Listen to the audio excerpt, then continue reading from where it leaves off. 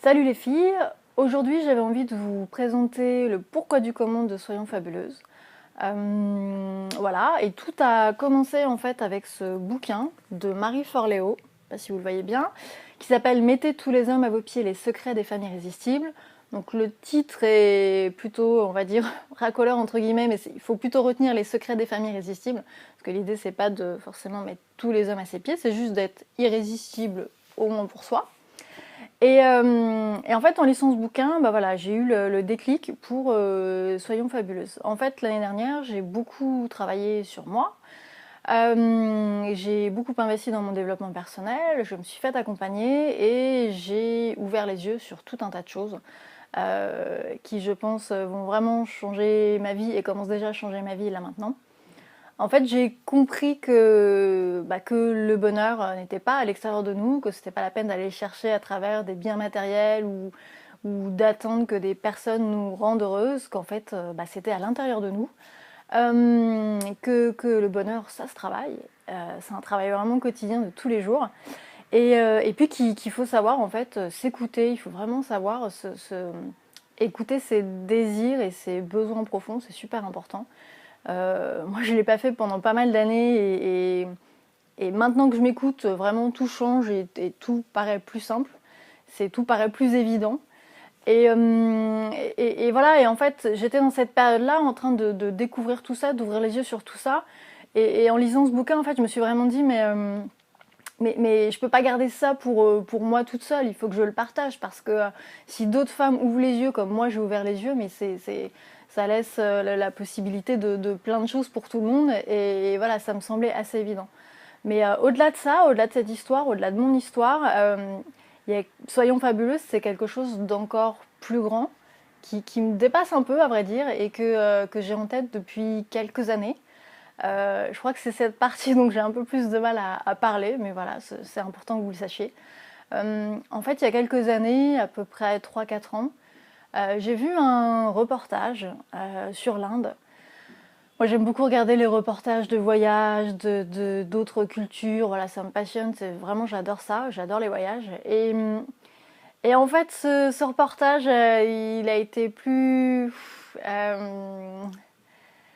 voilà, il m'a bouleversée, il m'a retournée, ça a été particulier.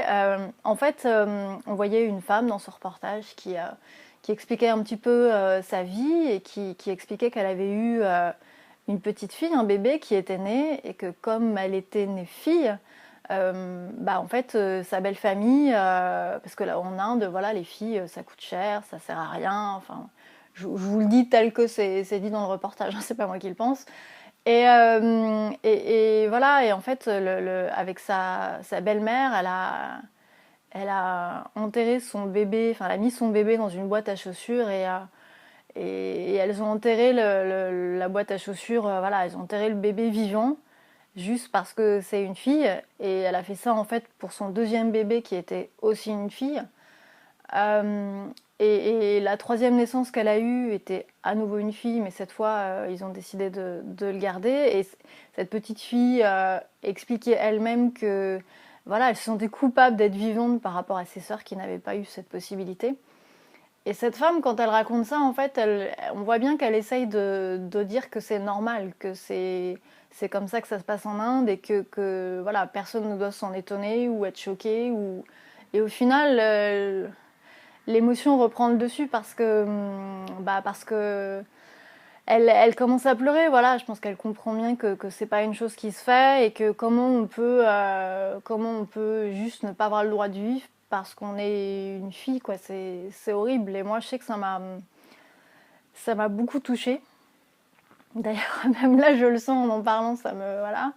C'est quelque chose vraiment qui me bouleverse et qui me révolte. Et dans ce reportage, il y avait aussi des hommes qui étaient interrogés et qui disaient eux-mêmes que ça leur allait bien que des femmes voilà, ne soient pas forcément éduquées, n'aillent pas forcément à l'école parce que comme ça, elles pouvaient rester à la maison, elles pouvaient s'occuper des enfants et ça leur allait très bien. Et en fait, moi, ça m'a juste choquée, ça m'a juste révoltée. Je comprends pas qu'on puisse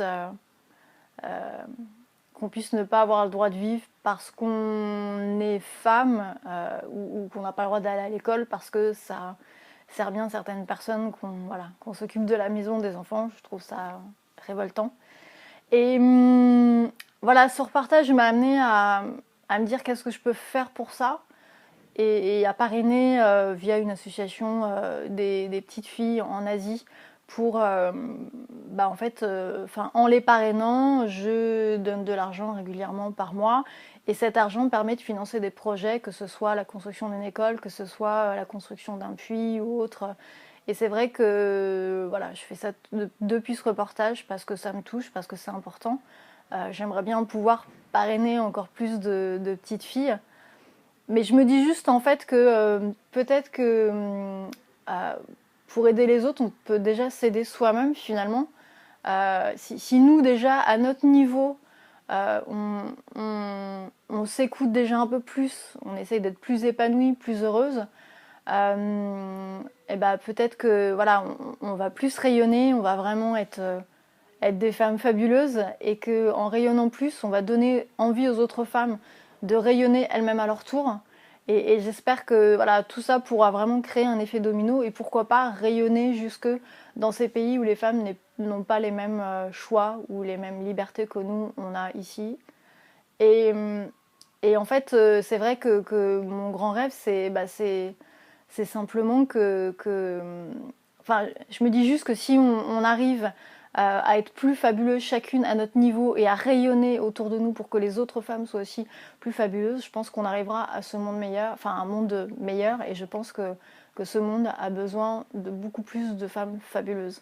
Et donc voilà, j'avais envie de vous raconter cette histoire, j'avais envie de vous raconter comment est née Soyons Fabuleuses, qu'est-ce que ça cache derrière. Et voilà, je ne sais pas encore ce que je vais pouvoir mettre en place pour aider des femmes comme en Inde ou en Asie ou autre. Mais ce que je sais, c'est que pour l'instant, j'ai les moyens en tout cas peut-être voilà, déjà de me changer moi, déjà d'être plus heureuse moi, plus épanouie, d'aider peut-être d'autres femmes ou d'inspirer d'autres femmes pour faire de même. C'est l'idée en fait de Soyons Fabuleuses et de cette communauté que j'ai envie de créer.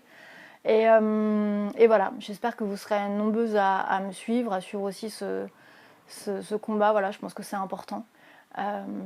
Voilà, je vous embrasse toutes, je vous fais de gros bisous et à bientôt.